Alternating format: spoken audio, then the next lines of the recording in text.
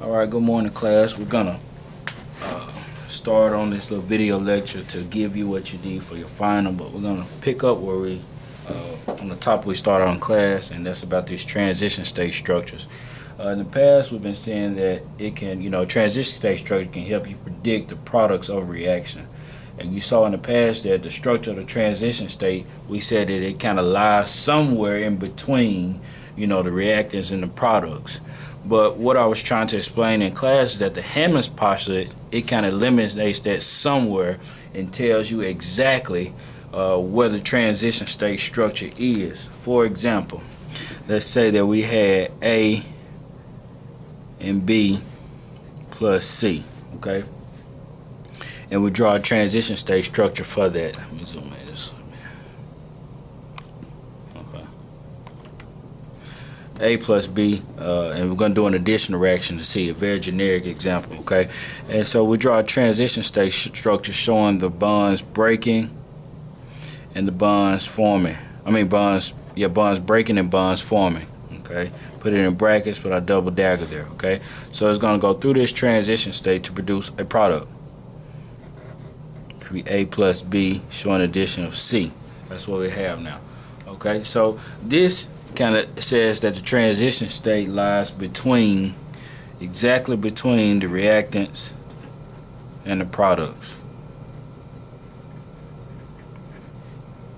Okay, there's really no energy difference there. That's kind of what it says. See, I try to do my best to make sure that these two bonds, the breaking dots and the forming dots, transition bonds, were evenly. Okay, so what if we say we go here, A B plus C, and we draw the transition state, and we say that A B, make this a little longer, C. Okay, well, this, if we look at this, says that this transition state, the bonds in the transition state has not broken between A and B yet. It's still really, really close. It's starting to break, but it hasn't broken yet. But this is still way off. So if we draw a reaction coordinate diagram, then this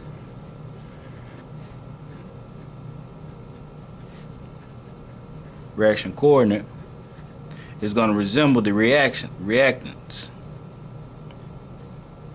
Okay? Alright, it's going to resemble the reactants. Now, let's say we have the same thing, A plus B with C, and we draw a transition state that looks like this.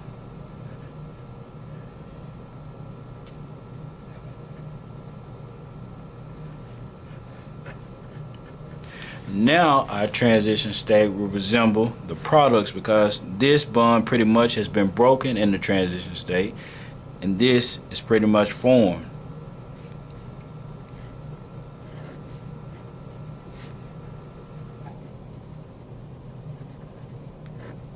Okay, so now we have, transition state looks like that. Okay, so Hammond's postulate, as we said in class, to put all this in context, and you see that the transition state structure resembles the structure that is closest to an energy. This is our transition state. This is our product. This is the transition state structure, because it's more closely in energy to this energy on the reaction coordinate diagram. Okay, so to write out Hammond's postulate, we say the transition state is more similar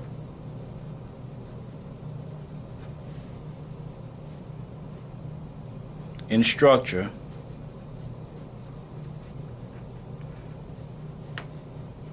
to the species to which it is more similar in energy. Okay, and that's what we've seen in these three examples.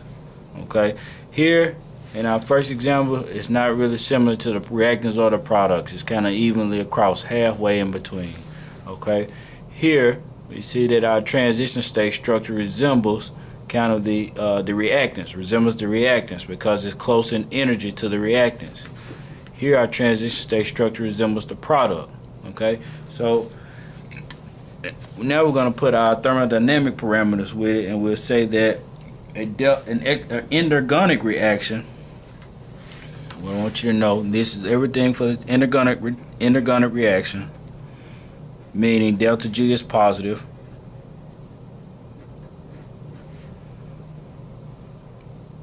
Transition state will resemble the products. Okay. And exergonic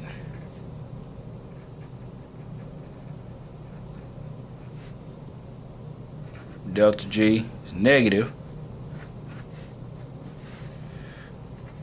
will resemble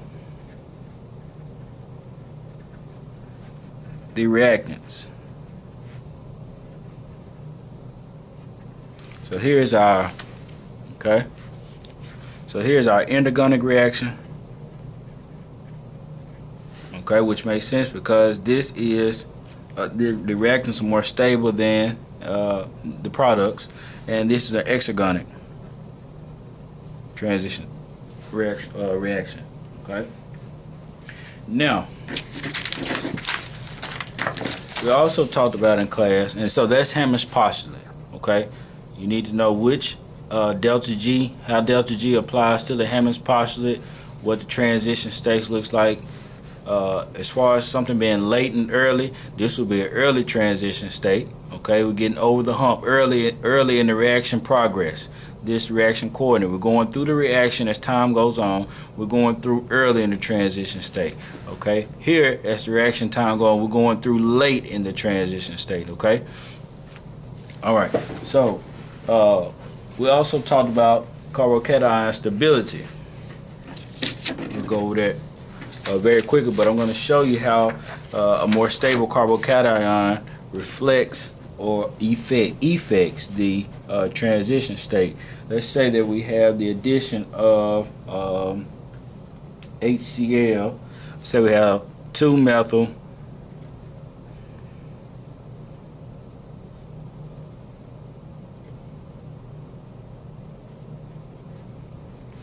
propane.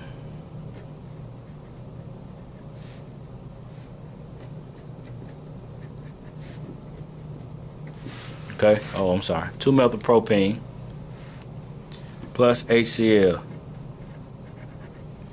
Okay, now when we do this addition reaction, let's see, zoom this here. Okay, and let me put a small bond between here. Okay, we do this addition action, we attack this electrophilic hydrogen. These electrons move here, and now we're formed with a carbocation. Well, we know we can have we have a possibility of two products. Okay, one can add to this tertiary carbon, or it can add to basically this primary carbon. Okay, based on the Markovnikov rule, we know it should be expected. Okay, just a second, get this right.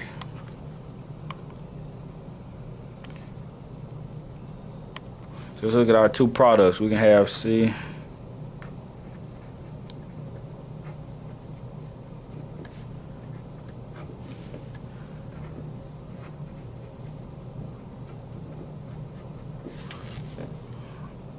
Be the major product plus here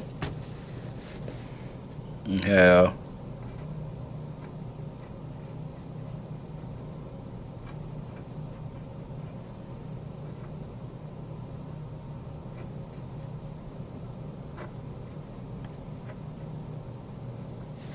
okay.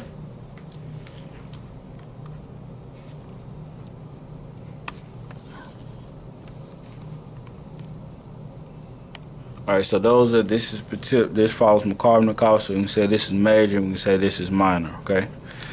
Alright, now when we look at the reaction coordinate diagram, let's say this is A, and let's say this is B. Alright, so Look at the reaction coordinate diagram here.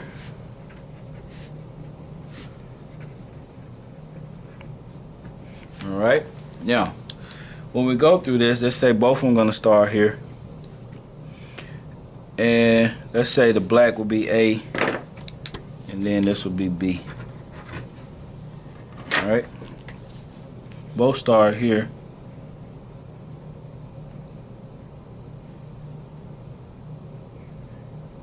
And for the addition of the hydrogen by itself to form a carbocation here, because this is more stabilized, this positive charge is more stabilized by the methyl groups through hyperconjugation, then that makes this transition state of this activation barrier, which is delta G double dagger, lower than this second, the minor product here.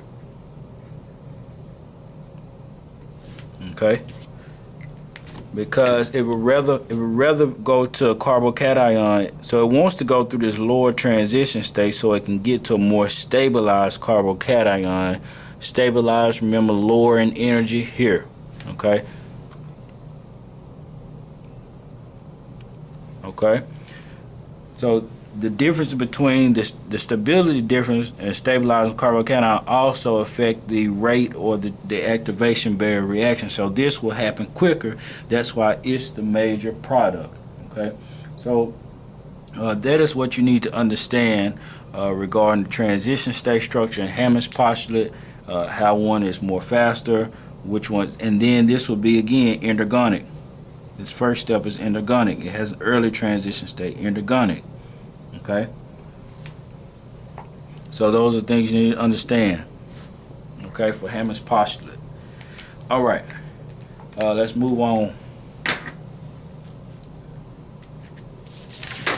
We'll also talk again, another rehearsal on acid catalyzed reactions.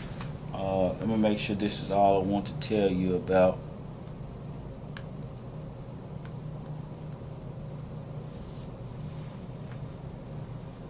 Yeah. So we'll pick up also about acid catalyzed addition reactions, what I left off on. As I told you in class that when we're talking about the addition of water,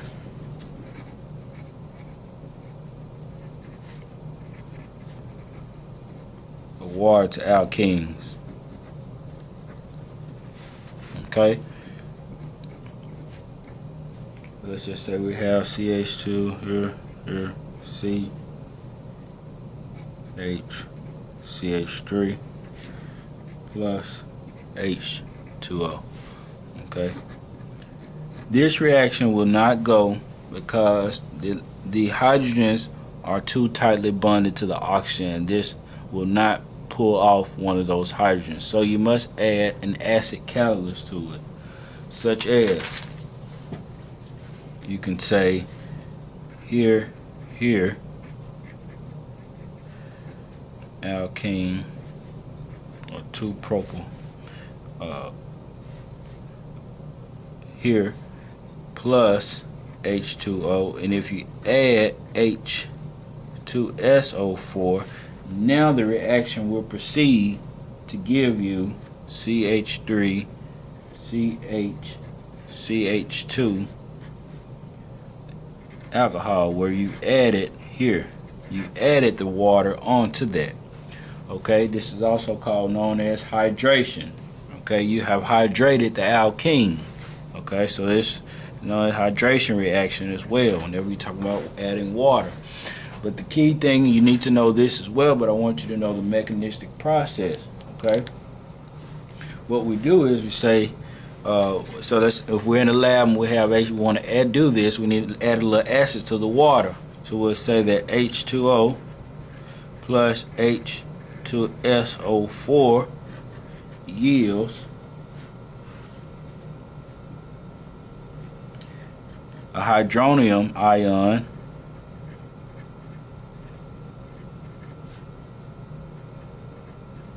and HSO4 minus. And actually this should be in half arrow because but it's being pushed this way. We know the pKa of water is about 15, and here we got -5. We know it's going to go away from the strongest acid here. Okay, so it's going to be pushed this way.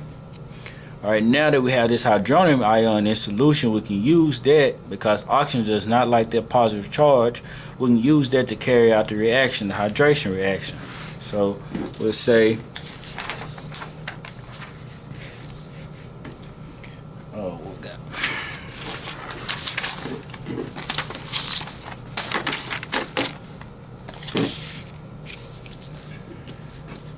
so now we have, let me zoom out a little bit. Okay, we'll say that we got CH3, H, plus the hydronium ion.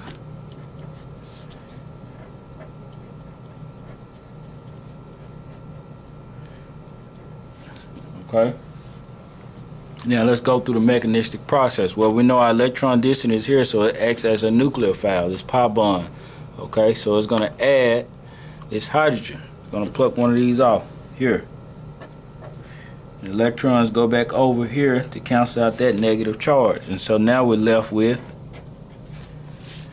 this pi bond is gone, C, H, CH3,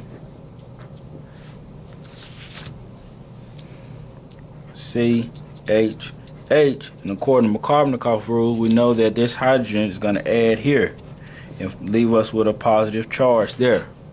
Okay, now a fair question is, think about what would the transition state structure look like here. What would the transition state structure look like?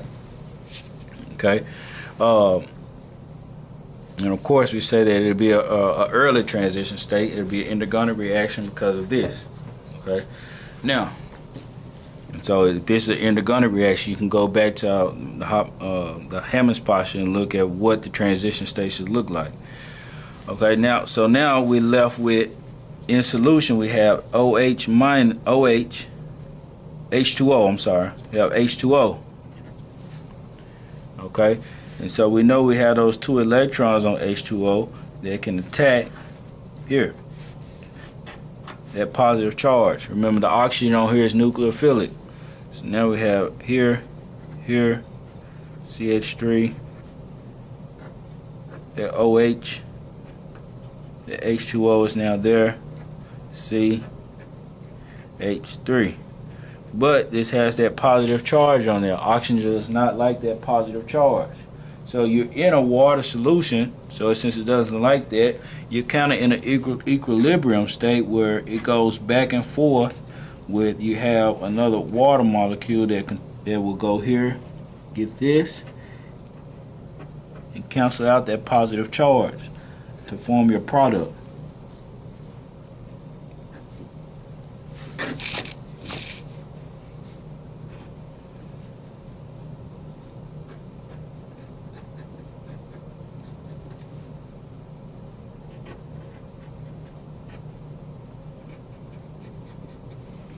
Okay, and so now you've added water to this molecule. Okay, and so just to go over what's happening again one more time.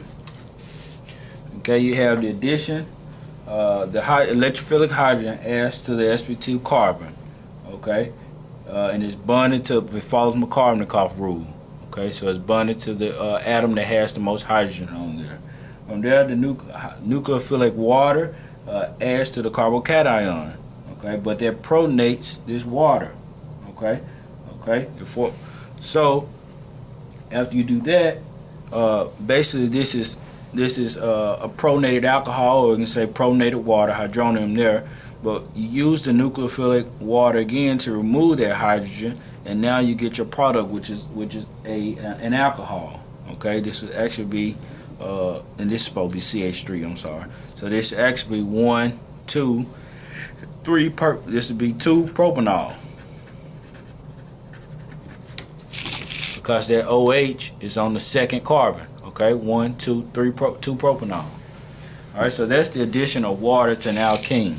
Okay, So now let's look at the addition of an alcohol to an alkene. Something else we looked at. The same principle applies, that the alcohol is not electrophilic enough to just add to the alkene. So we must add an acid to there. So we'll start off with the same example here. 2-propene.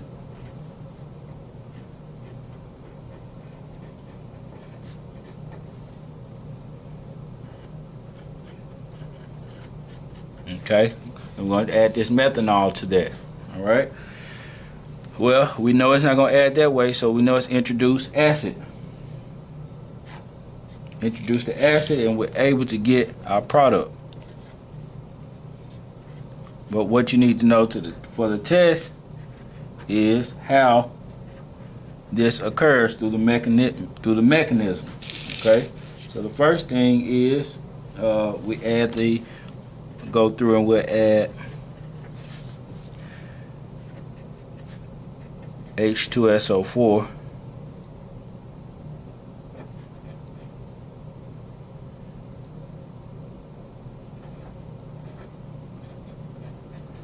Okay, that's H2SO4.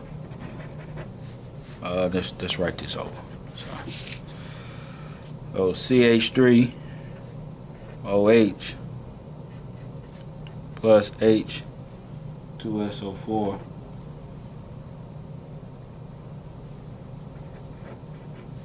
alright, to give us CH3. This alcohol is going to become pronated now, and then it gives us our electrophilic site. Okay, but notice that we never, on this oxygen, we never attack that site. We always remove that hydrogen when we get there. So we'll look at that again. Okay. All right, so now we have our pronated alcohols. Now let's begin to go carry it forward through the mechanism. CH3, CH, CH2 plus our pronated alcohol.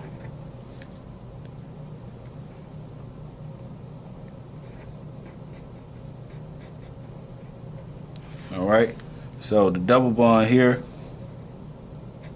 remove that hydrogen. Notice that I did not attack that positive charge. I extracted a hydrogen, and these electrons will flow back into the oxygen. Okay, and that gives me hydrogen will add to the double bond according to Carbon-Cox rule. So therefore we'll be here, and we'll have a carbocation here, which makes sense also in that this carbocation is stabilized through a lower transition state, right? All right. This is a secondary carbon versus a primary carbon. So the positive charge is better off over here. All right. So now we're still in the presence of an alcohol. So therefore now the CH3OH, it wants to attack this positive charge. And we're here, CH3CH. We can put our alcohol here.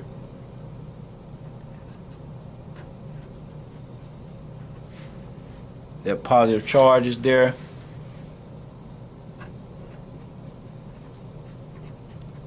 Okay.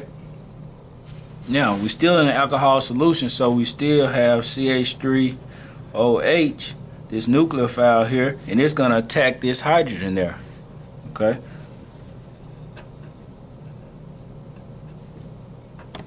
And that gives us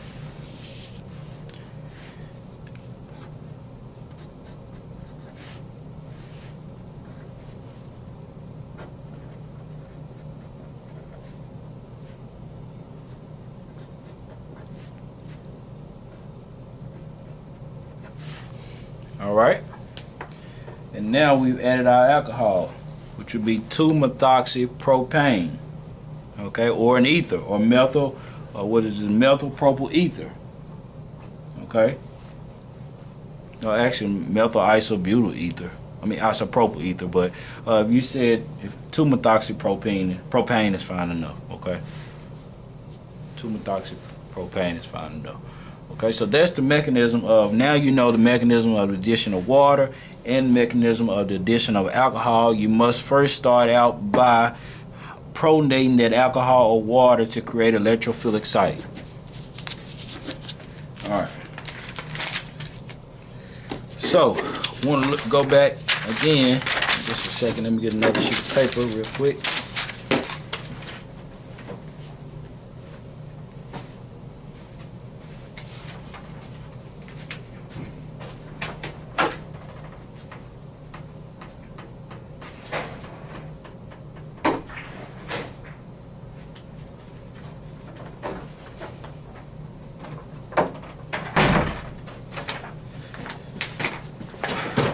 Alright.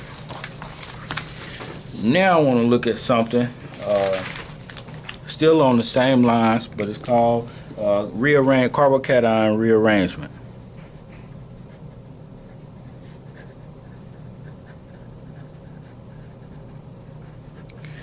Okay, so let's just say we have carbocation rearrangement. Let's say we have CH3, we have CH3,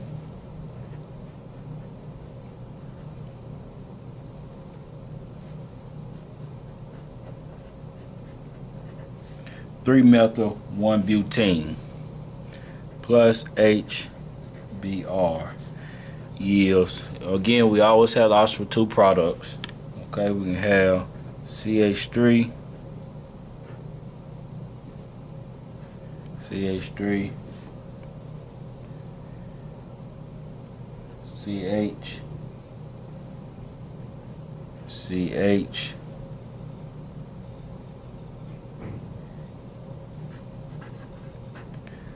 CH3.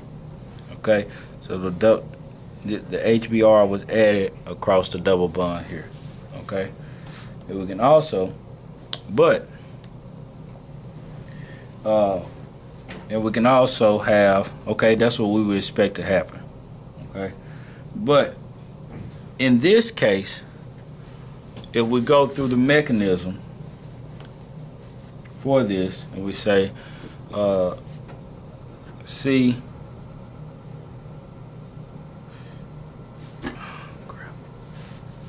this should be here, sorry, but we'll draw it over here.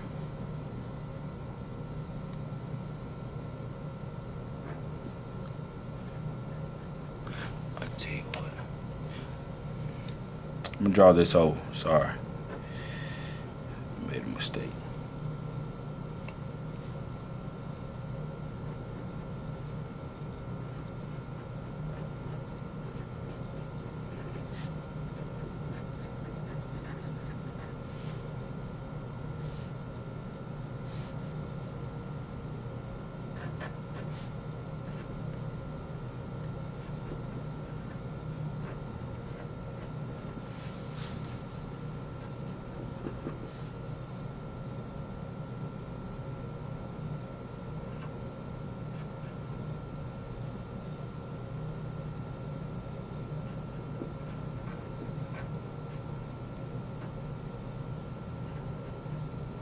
Okay, now, so just remove that one. So this is where we are here. Okay, so we still got the 3-methyl butene, 1-butene, addition of hydrogen bromide. Okay, and this is the product we get, and it was added again along these double bond here.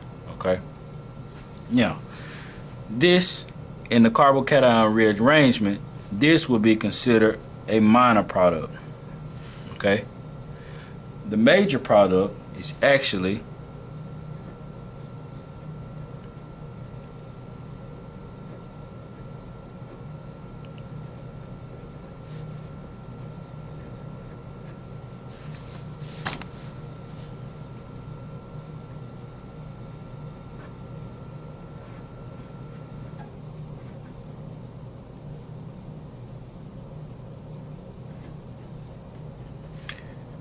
major. This will be considered the major product. Okay, and I'm going to show you why in just a second, and how that actually happened. Okay, let's just say we had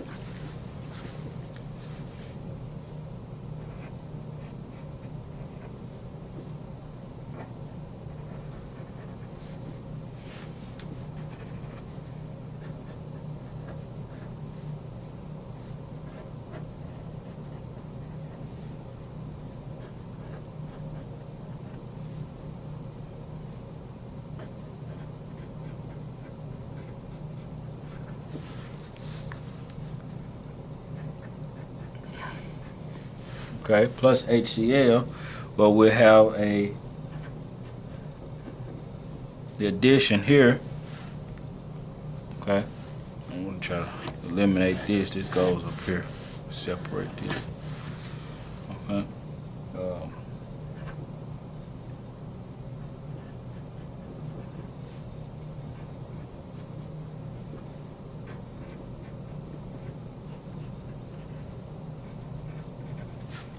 All right. This will be considered our minor product, and our major product would be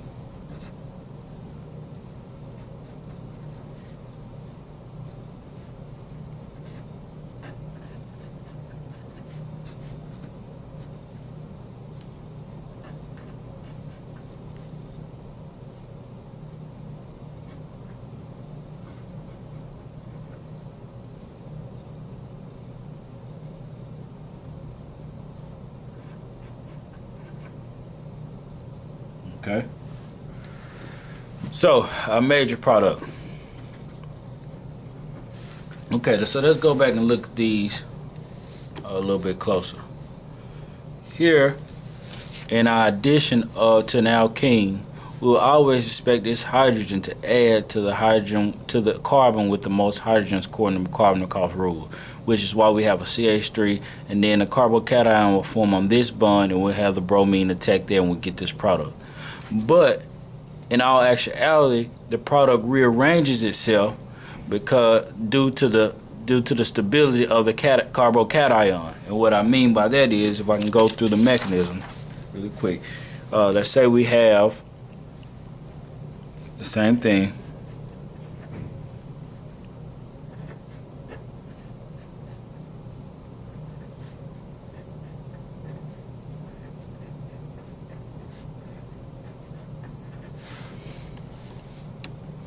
Okay, plus HBr. Okay, so we'll go through the mechanism. We'll take this electrophilic hydrogen. It will yield our intermediate, our carbocation intermediate. So we have CH3,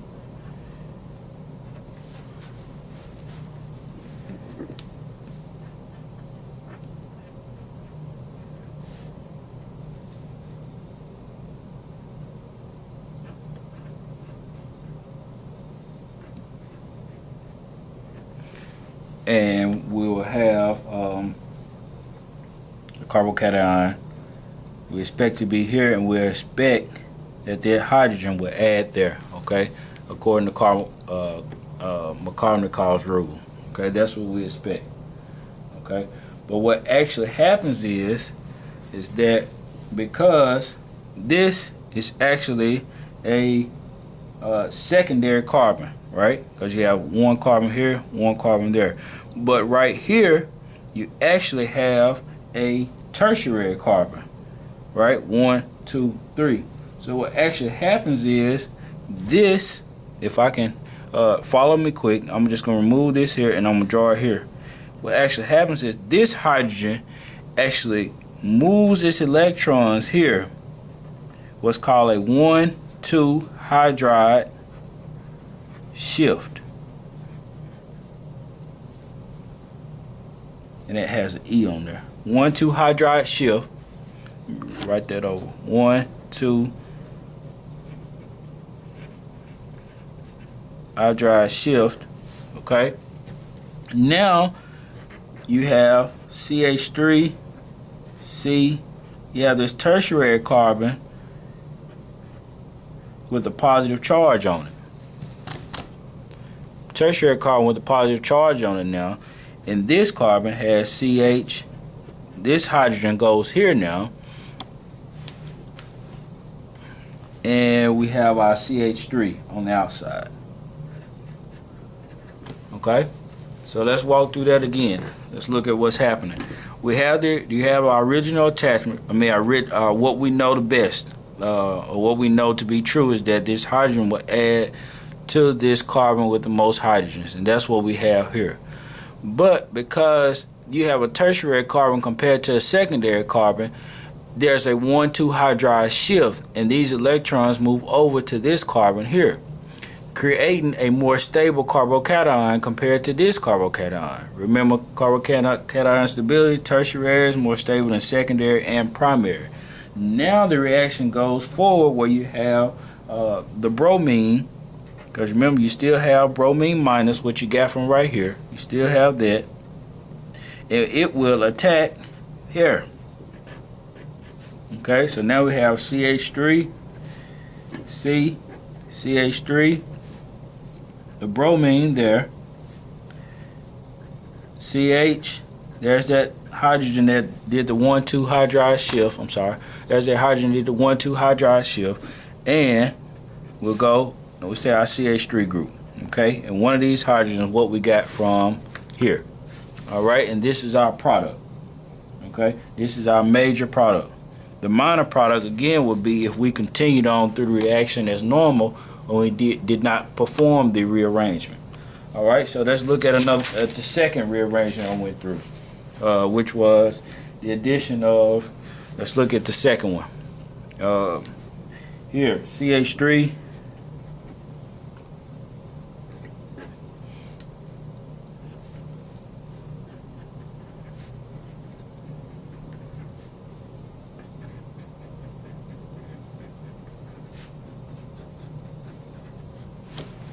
Alright, so we're going to add hydrogen chloride to this double bond. Alright, we already see this big tert-butyl group out here. Okay, so we know they would love to have a stabilizer carbocation, so we should be looking for a rearrangement. Go through the mechanistic process with here and here. Alright, now we get our two options. We know that the hydrogen is going to add to this carbon here, alright, because it has the most hydrogens. So we'll say CH3, C, CH3, CH3, CH.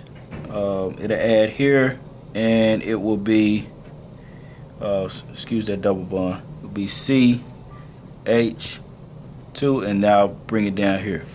Alright, and our positive charge will be here. That is not a double bond. I scratched that out, single bond. So now we see that this carbon here can better stabilize, this tertiary carbon can better stabilize than this secondary carbon again. So now we'll have a 1,2 methyl shift.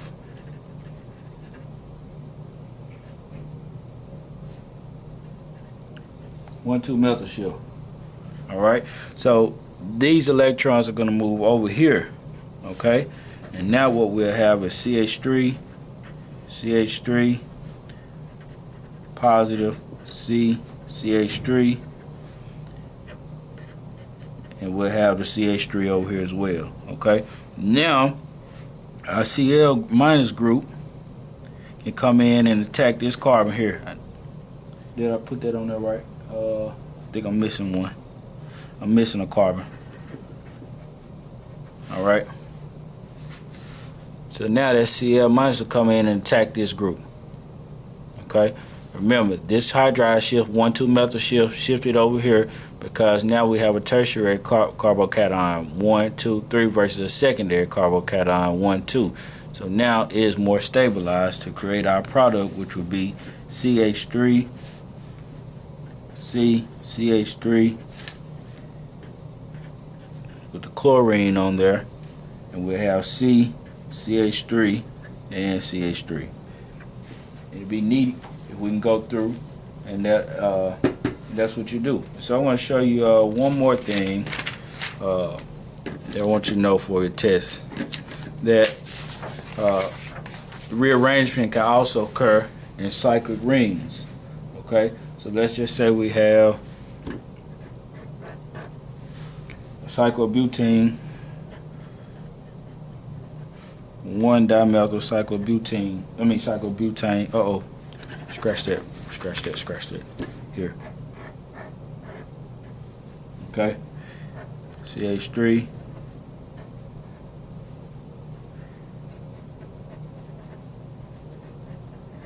Okay. Plus, and let's just say we're going to add this hydrogen here. It's electrophilic hydrogen. Alright? Now, what actually happens is, Okay, we're going to get this here, and this hydrogen, it adds again to the hydrogen with the most carbons on it. So here and here.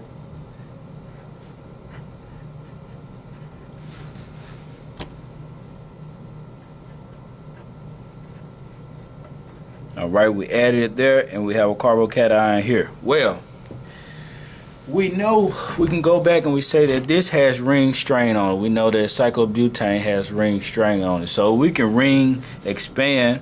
We can do ring expansion to open it up to a 5-member ring. That will remove some of that ring strain. Because remember, these are sp3 bonds.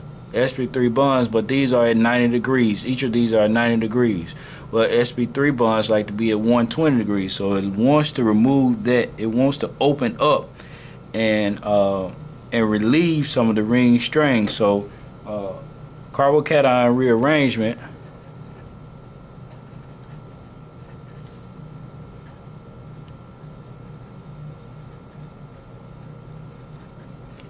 can occur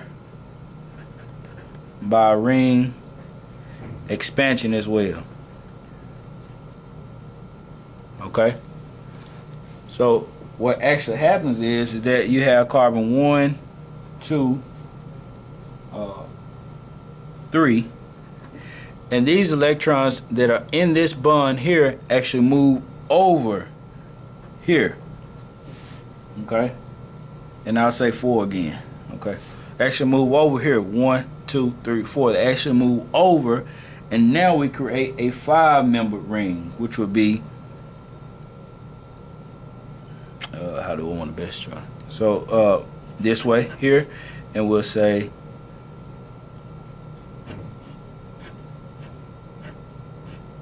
okay. And now it has, now we're going to do carbon 1. This will be carbon 2 again. This would be carbon 3, and this is still carbon 4. Okay, see that? 1, 2, 3, and 4. Now when we ring expand, we have 1, 2, 3, and this is still 4. Okay, so we didn't lose any carbons. Everything stays the same, but our carbocation is now here. It's still on carbon. I'm sorry. Where's that? Where we got to add our methyl group back, which will be on carbon 4.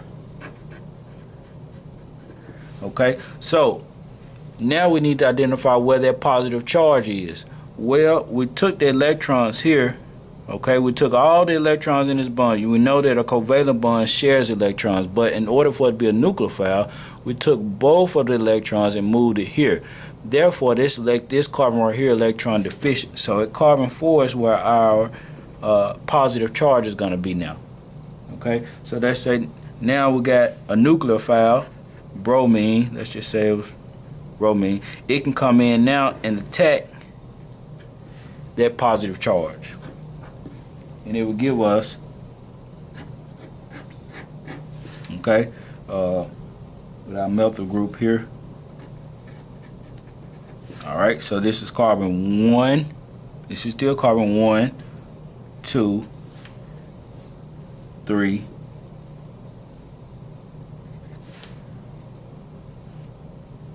And then this is carbon 4. I'm sorry, no. This would be carbon 3 and carbon 4. 1, 2, 3.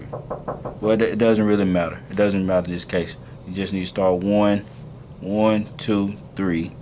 So if we draw it back the same way we had it, so you guys won't be confused. It'd be here, there, okay? And we'll put our methyl group back here. All right, and so we'll have CH3 and the bromine there. All right, so now we still got 1, 2, 3, and we still got 4. All right, okay, so that's carbocation rearranged through a 1,2 hydride shift and also a 1,2 methyl shift, and also through ring expansion. Again, notice that now, yeah, leave it at that. Okay. All right, so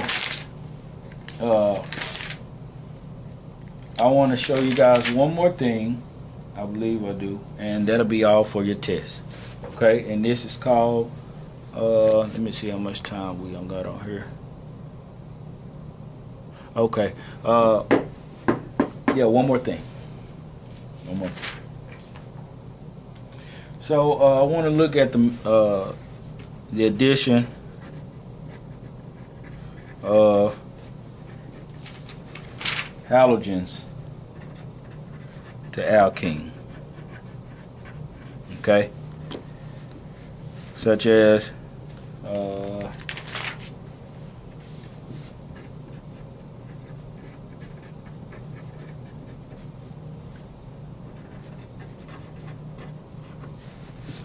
all right, this is a halogen. Okay, also can be written, well, you see it written like this, plus CH3, I'm sorry, yields. Your product will be CH3, CH, Br, and then you have CH2, and the Br going across this double bond. Now the key is, how does this occur? Okay. Now at first sight, Br2 doesn't look like an electrophile, but remember, bromoniums or bromines are very large, and when you combine two of them, the electron clouds are very, very big, so this bond is very, very weak. You have weak overlap between these two, so there's a weak covalent bond. Therefore, the alkene can attack one of these bromines. So here we are going through the mechanism.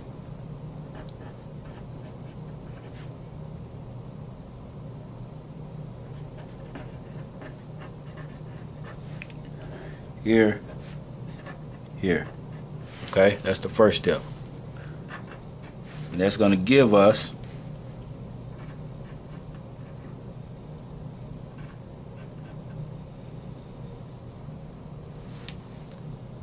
a very unique situation. I want to talk about it. What did they do there?